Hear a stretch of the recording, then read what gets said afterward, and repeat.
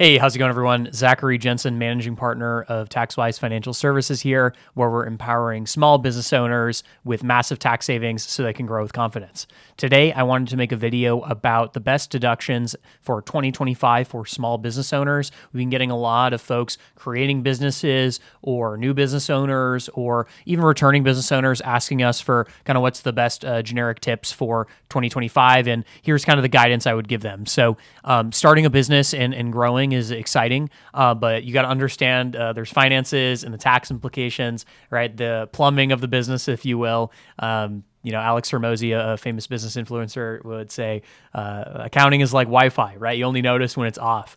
And then you're pissed. So you got to make sure that kind of all your taxes and accounting is just set up for success. And as a new business owner, if you make informed choices about your business structure, financial organization, tax compliance, and deductions, not only can you avoid unnecessary tax bills, but you can actually end up making a little more money than you thought. So this video will cover 4 different topics, right? Choosing the right business structure. We're going to separate personal and business finances from each other. We're going to pay our quarterly estimated taxes on time, and then we're going to dive deeper into how depreciation and amortization works in a small business context. So each of these areas is playing a significant role in keeping your business financially sound and compliant with tax laws, while also ensuring you take advantage of all the tax benefits, which of course we go over. So let's go over number 1. Choosing the right business structure and setting up the foundation for success. So a legal structure is important for you to choose when you actually create a business. It is never a good idea to do business in your own name as you grow, just because there's liability from a legal perspective. And also there are tax treatments that are more favorable to you as a business owner when you actually go out and make a business. So we need to worry about liability protection and the ability to raise capital in some cases. So there are a few common structures here. We got the sole proprietorship. That's kind of what I talked about earlier. The pros of it is easy to set up. You don't need a lot of paperwork, right? You have full control of your business decisions. But as I mentioned, you have no liability protection. All your assets are at risk, and your business and personal expenses are commingled, which is very bad. Business income is reported on your Schedule C, and you're subject to self-employment tax, which is 15.3% on top of your regular tax bracket. So it's very, very painful. The limited liability company, or LLC as it's commonly known, similar story, right? We provide liability protection, which is a good thing, while maintaining flexibility in taxation. And we can either elect to be an S Corp or a C Corp, which we'll get into in a second. But the con is you have more paperwork and some state filing fees. In states like California, you have a franchise fee. It's like $800, which is every year, which is not fun. By default, an LLC is taxed as a sole proprietorship if it's a single member, or a partnership if it's a multi-member. So you can choose to do an S corporation in some cases, and if it makes sense, and that gets rid of the potential for self-employment tax and gives you some savings there. So benefits of the S Corp, right? We reduce self-employment taxes because profits can be distributed as dividends rather than subject to payroll taxes. But the con is we need to comply with IRS regulations and pay ourselves a reasonable salary. So you're kind of putting yourself into a box, and it's also a little harder to raise capital for. But you get the pass-through taxation. So profits and losses flow through to your Schedule C on your personal tax return, but you don't have the self-employment tax. So S Corp usually makes the most sense for a lot of business owners once they're getting up to that 300, 400, even as low as 200,000 in revenue, depending on the margin of the business. And then, of course, you have C Corp. This one is a little more specific and for kind of larger businesses in a lot of cases, but it can make sense for smaller businesses too for tax savings. But the ideal for a C Corp is you can raise capital, you get strong liability protection. The con, of course, is the double taxation, right? Everyone talks about how double taxation, right? Corporate profits are taxed at the corporate level, and then again, once they actually get to the shareholder level, where dividends are paid. However, there are tax strategies utilizing a C Corp where you don't actually end up getting the double taxation. So they're kind of a little tease out there, but that's something we do for a few of our clients. The tax treatment here, the corporation pays taxes, but it's at 21%, which is a lower rate than the actual owner probably is in if they're using a C Corp. So choosing the right business structure impacts how much taxes you'll owe, how much profits you actually keep, and actually what tax strategies you pursue. So as I mentioned earlier, many small business owners elect the S Corp just because it's the best bang for your buck, going to reduce self-employment taxes and get you kind of the best benefits. Understanding this is crucial because it'll help you avoid costly restructuring later and make sure that you're getting all your tax benefits from the start rather than kind of a coulda, woulda, shoulda situation later on. Number two, a big thing that we need to worry about as well is separating personal and business finances. A lot of business owners start to commingle things very early on. They get a credit card in their name, but they meant to do it for the business. They start doing a lot of personal expenses on their business credit card. They start paying for different utilities or different, cell phone or these sort of things, which can make sense in a lot of business contexts, and they are write-offs. But they start to kind of seep into their personal life, and usually this can cause a lot of problems for business owners, right?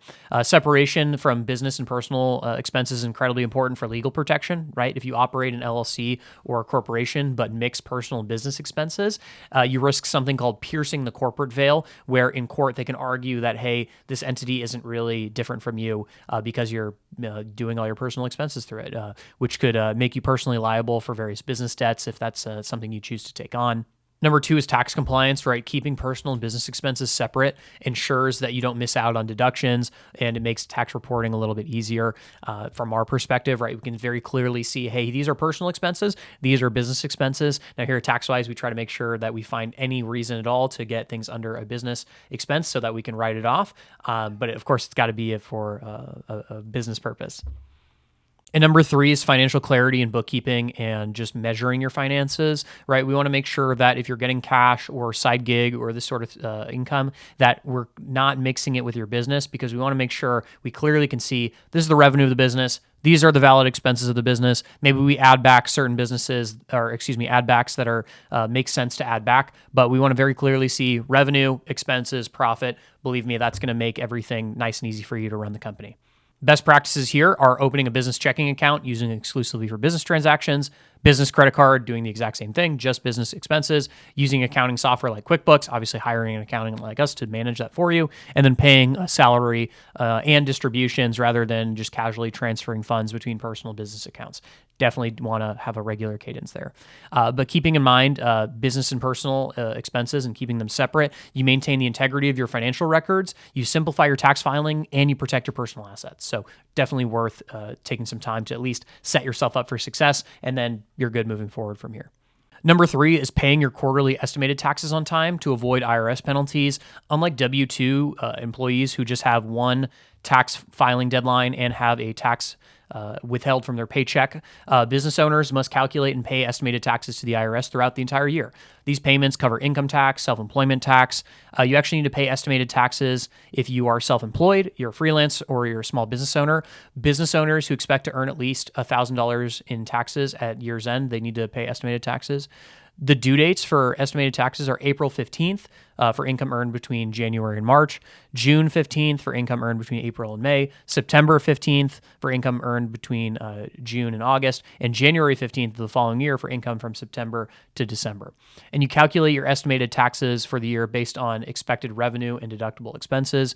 Use the IRS form 1040-ES to determine your estimated tax liability, and you pay your estimated taxes electronically via the IRS website through a tax payment service. So if you miss any of the estimated payments, can result in underpayment penalties and unexpected tax bills, which they are not super massive and severe, so I wouldn't stress too much, but just make sure you're paying something on a regular cadence and you avoid that IRS scrutiny and stay on top of the tax obligations. Number four is utilizing bonus depreciation and amortization, right? A lot of business owners don't even know what those words mean going into it. God knows I didn't when I first started, but these are actually super important concepts to understand, because they're going to create massive write-offs for you if you use them properly. And if you're doing any acquisitions or this sort of thing, you need to really understand them. So if you're investing in any equipment, technology, business assets, these can lead to significant tax write-offs through depreciation and amortization. Depreciation allows you to deduct the cost of long-term business assets like computers, furniture, vehicles, etc., over several years instead of all at once, whereas bonus depreciation allows a business owner to write off a large percentage of a large asset in the year of the purchase rather than spending that depreciation over multiple years. In 2024, it's 60% bonus depreciation allowed. This year in 2025, it's going to be 40%, and then it phases out, though there are talks in the tax court right now that it will get extended and might actually come back to 100%. So nobody knows, but that's something we're keeping a pulse on. A little bit on Section 179 as well, because this is related. This allows businesses to immediately expense up to $1.22 million on qualifying equipment and software. Unlike bonus depreciation, Section 179 deductions can be limited based on the business's income. So let's just do an example, right? What's bonus depreciation, regular depreciation? Let's say if you buy $50,000 worth of business equipment, bonus depreciation allows you to deduct the full $50,000 in the first year rather than spending it over 5 years. Now, as I mentioned, there's 60% for 2024, so that complicates it a little bit, but that's the just example basic I wanted to share. So you always want to take advantage of bonus depreciation, Section 179, any sort of assets you can amortize over time, because you can start stacking these losses in the background, and that's going to massively lower your tax liability. And as you grow, your percentage that you pay on your entire income will hopefully decrease because of some of these things. So, if you want to be a tax savvy business owner from day one, you need to understand these things, right? We need to choose the right business structure because that affects your tax liability and personal risk. We need to keep personal and business finances separate, right? So we can make sure that we're tracking things properly. We need to pay our quarterly estimated taxes to prevent any IRS penalties and stay compliant. And we need to utilize bonus depreciation, amortization, and any sort of long-term assets when we can. So any long-term CapEx when we can.